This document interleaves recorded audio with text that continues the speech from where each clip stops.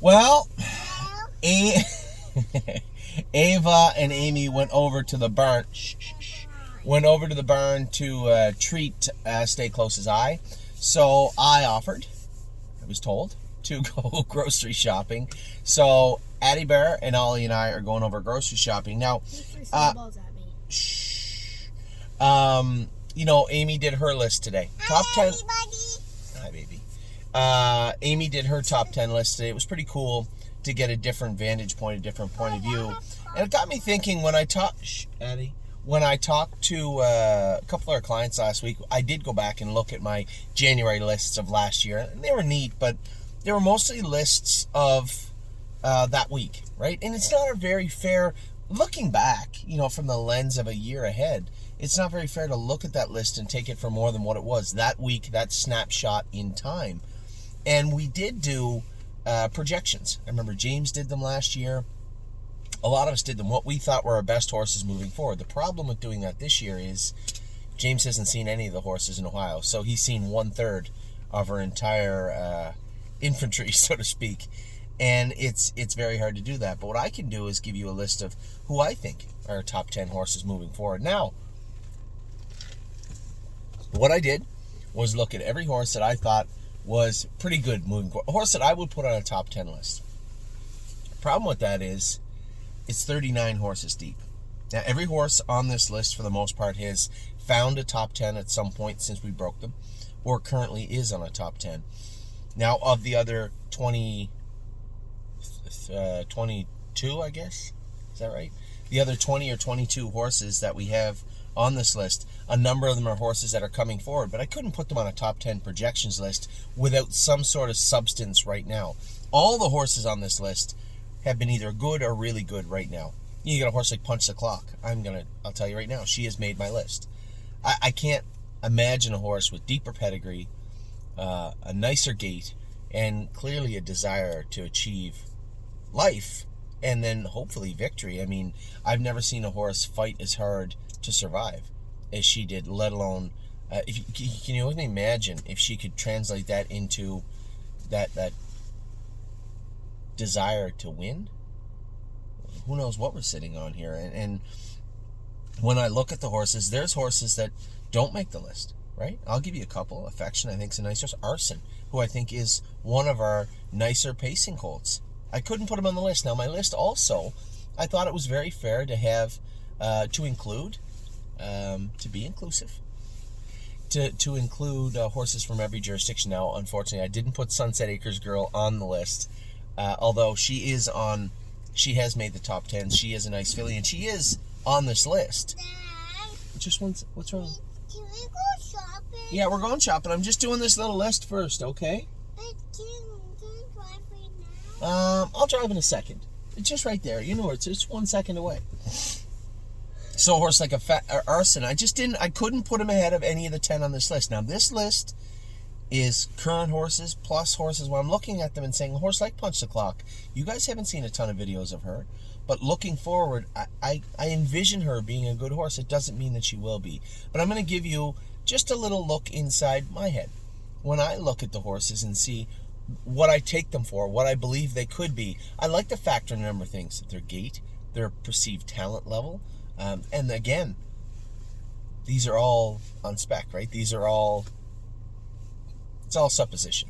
So, when I'm looking at the horses, again, I look for talent, pedigree, gait, speed, perceived ability. These are the things I'm looking for. And even though a horse like Arson, a horse like Don't Talk About Bruno, Flash Fly, especially, Gypsy Hill, who I've touted as one of our best horses in Ohio, is not on this top 10 list. Insider Trading, a filly I have tons and tons of respect for, not on the list. Memory and Imagination, I think, could be any kind of horse. Different horse since we castrated him, not on the list. Militant, again, No Chance in Hill, Snap You, Pickpocket, Pull the Shoe. I could go on and on and on. There are 39 horses on here that are very talented horses, and 29 of them didn't make my top 10. So I'm going to get on with it. I'm going to give you exactly what I think we'll see in the summer. But what I think we'll see in the summer of 2023, hopefully. And I tried to include horses from every jurisdiction, and in doing so, number 10 is a horse that everybody tells me is a monster. I haven't gone with him since day one. His name is Mel Gibbs Swan. Adeline and Ollie. Ollie, I've only told you about 7 million times in your life not to torture your sister. And I'm going to give you one more warning. Because you know what time bedtime is on Sunday and what time it could be, right? Are you aware of that, right? Dad, Okay. I was talking Fortnite. So number 10, Mel Gibbs Swan, a horse that I love. A beautiful gait. His head's always over the gate. He's always happy. And everybody that goes to him tells me how fast he is. I'm going with Mel Gibbs Swan, our Indiana top prospects so far. Hey, come on. No, I didn't meet you too. So I'm going to go with Mel Gibbs Swan as my top Indiana prospect so far. A horse that I like and a horse that everybody likes. I'm putting him on the list as number 10. Where's our number 9? Number 9, Goldbug Hanover. Now, I was floored by how good she looked yesterday. Now, again, it can't just be about yesterday. It can't just be about now. There has to be a component of the future involved here. These are projections. When I look at what Goldbug Hanover looked like on day one, and she was the queen of the witches when it came to being tough to break and being a green shoe, she was the queen. She was so nasty and came forward, lost a toe weight yesterday. We let her hobbles way out. We're going to take them off from now on for a little while, and I think you're going to see a very impressive looking Goldbug Hanover. Keep in mind, this is the half sister to Locatelli. So I'm looking again at pedigree. What I saw yesterday wowed me. She hasn't done near as much as Flash Fly and International Money. And take nothing away from them. One's a sister to Fashion Woodchopper, the other one a sister to JL Cruz. No concerns there. But when I look at, and Locatelli is not JL Cruz, not even close. JL Cruz made well over $1 million, I think his mark of 49 or 50 flat. A real killer for a real long time. So I just look at all the fillies and I see what Goldbug did yesterday and how easy she made it look, just sitting on the outside toying with them. Then I look at her breeding, I look at her gait, and yeah, I think that this could be one of our top PA trotting fillies, and it appears that we have a bunch so far. But Goldbug Hanover, for me, is going to come in at number 9. She is. Number 8. Where is number 8 at, Addie Bear? Number 8, Cowboy by the Sea. This is Captain Cowgirl's sister, a horse that I think this is a good colt. I'd like to see the depth. I am not going to get to see the bottom of him until... Yeah, it's just over there, sweetheart. We're not going to get to see the bottom of Cowboy by the Sea for a very... Tomatoes and chicken. Wow. There are tomatoes on the side of the store. Good job. So, Cowboy by the Sea is trained great, looked amazing yesterday. Lauren has done a great job, and you feel the difference when the horses start to get better, but our caretakers start to pay attention to the little nooks and crannies of the horses. Lauren's worked really hard to keep those hind ankles blistered up and to keep the horse painted up. He feels good on the track now. Before you put him in gear, snap him one and put him in gear, now you just move the lines and kind of suck a tooth at him, and he just takes off. He just was very good yesterday, considering what he was. The most expensive pacer in the Ohio sale. A brother to Captain Cowgirl. You have that depth way down below. First, second, third dam. The sister, a world champion. Hey, Adeline Hope. You can get in trouble too, Stop. No, I don't want to hear about it. So number 8 is Cowboy by the Sea. Not only has he won his last 2, 3, 4 sets, I think I get beat by Venice Blue Chip once, but he's just looked exceptionally good and very, very impressed with him. Number 7, talking about Venice Blue Chip, that's where she comes in. This filly, I think, has got a very, very bright future. I was surprised that Blue Chip Farms bought back as much as they did of this filly. I thought it was just smoke and talk until he actually sent the text and said, I will buy as many shares back for what you paid for as I can acquire. Okay, no problem. No, it's just snowing and kind of a wet surface. You put salt on the road and you get a wet snow, and that's what you get, is a lot of dampness. So, Venice Blue Chip, I just think she's got the gait. Adeline, when I tell you to stop and you don't, that gets you closer to getting in trouble, young lady. When I see how talented this filly has been and how effortless she does it, and her big big, strong gait. I just couldn't be any more happy than I am right now. This curb that's there right now, it's nothing. I mean, eventually it'll either go away or we'll cryo it and it'll go away. But she's just such a powerhouse and so strong.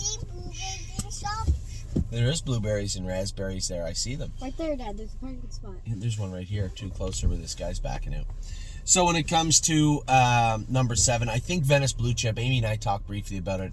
I think she belongs on the list. You have 12 feet, sir. Thank you. Away you go.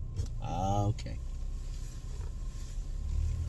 Anyway, Venice Blue Chip belongs at number 7. I think she's a very, very talented filly, and I think she's going to be a good horse for us. Now we go to Adeline.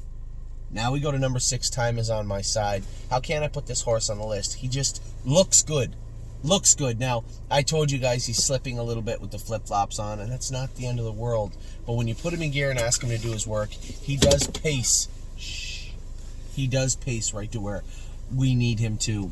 Coupled with the fact he was the most expensive pacer we purchased this year, Adeline Hope. Coupled with the fact he's the most expensive pacer we purchased this year, the talent level, the look of the horse, no boots, just a long hobble and a nice low head. He's Forever Boy's brother. Stop right now, you. Stop.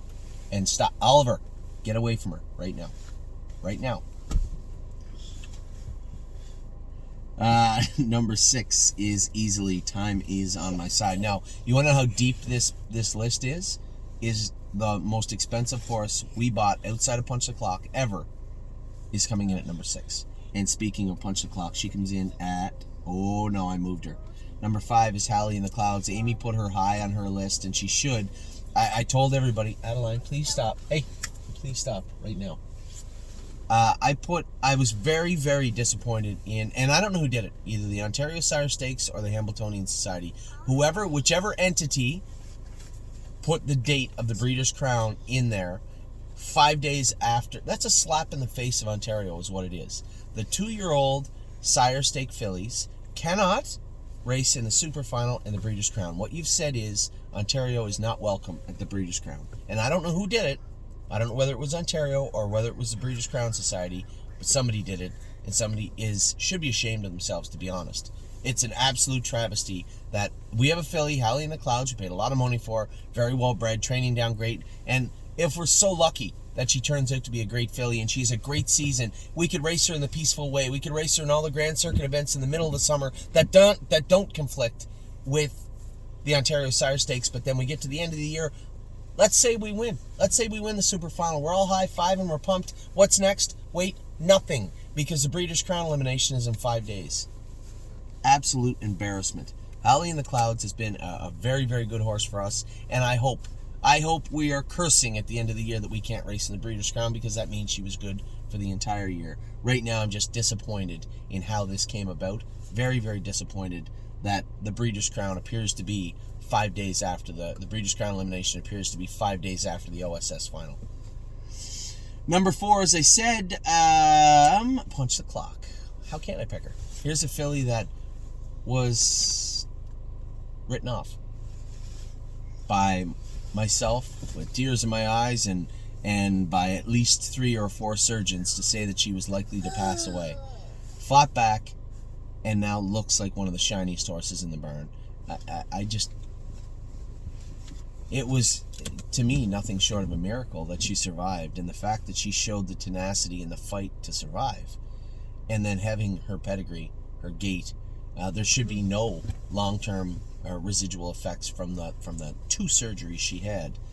I'm just super excited to see what this filly's going to become. So number 4, Punch the Clock, the most expensive horse we'd ever purchased in the history of the stable.ca. And how much? She was $180,000 US, Ollie Bear. So like 210 Canadian? Something like that. You're getting pretty good. Yeah, somewhere around there. Punch the Clock, just an incredible story, and I hope it culminates at the end of the year and people talk about what she is on the track and where she came from.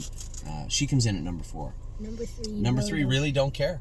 Really, really don't care. I had to put a New York horse on here. It's only fair.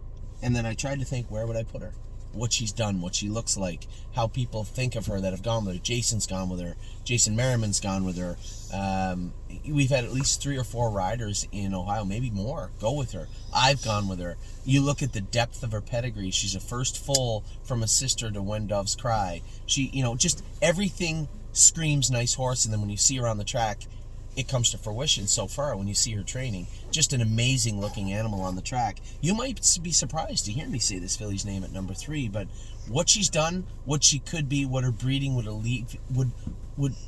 allude to in regards to where she could be, when you look at everything. Great attitude, great work ethic, lots of ability, nice gait, deep pedigree. She seems to be fast. How can't she end up close to the top? And she is. Guys, I'm going to blame you in a second. She's going to come in at number 3. Number 2, Drebin. Amy is not going to agree with me. I just think... Sit over there right now.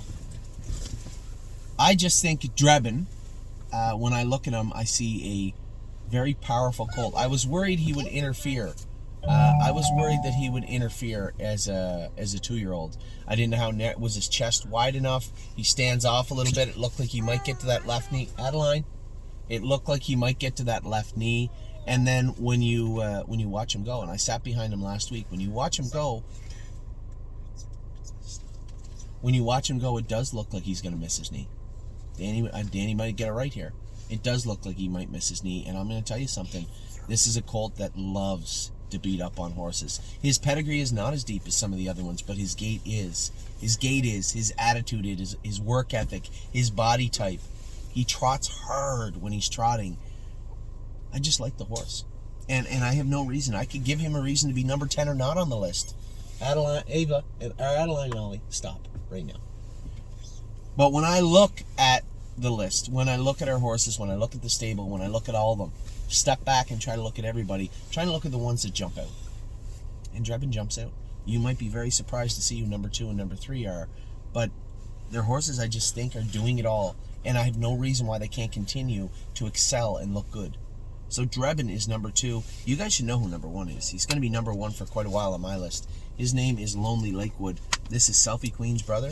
Father Patrick, we gelded him because he was a ridgeling. His attitude is great. His pedigree is super deep. And he has manhandled everybody with ease over the last 3 weeks. He's got a great gait, a great attitude. I don't see how this horse doesn't excel. When you look at his God-given talent, and your pedigree points to that a little bit, it's deep. It's very, very deep. When you look at his gait, he's got that long, rangy gait. He's this lanky colt, but somehow has the mental fortitude to use all the talent he has to just obliterate everybody at will. Come first over, put him on the front, sit in, 3 wide. It doesn't matter. He just gets it done. And I appreciate horses that get it done all the time. Winners win. And this horse has been a winner for quite a while. So that's my top 10 list. As I said, I started with 39 horses. I thought I was being a little selective till I saw all the names starting to be written down. I thought I was selective, but I wasn't nearly as selective as I needed to be. I had to whittle 29 down. I can tell you the 39. I don't want to do that, because it would be unfair to the other 22. There's so many good horses here. We've just been blessed with a deep group of horses in 2023, and I cannot wait to watch it unfold, the same as you. I cannot wait to get them to the races, and I cannot wait to race them in the summer of 2023. So, stop being silly. So with that, I'm going to sign off with my top 10 list, the projections I have. Let's call it February 1st, 2023. The list I have moving forward, horses that I am keeping a very close eye on, horses that I think will do very, very good in 2023. Could be wrong. It's still way too early. I think if you look at all our lists last year, we were all wrong for the most part, and many of the aspects and horses we all picked. But at the same token, I think and hope we'll have regardless of who does all the damage, who the best horse is or whatnot, as long as they come from our barn and as long as they're under the stable.ca banner, I'll be very, very happy. So with that, I'll let you go and try not to choke these two. Addie, you want to say bye to everybody? Bye, everybody. See you later. Me and Talk Dad to are you. going to have another snowball fight. Well, we might, yes. I will talk to you all very soon. Take care.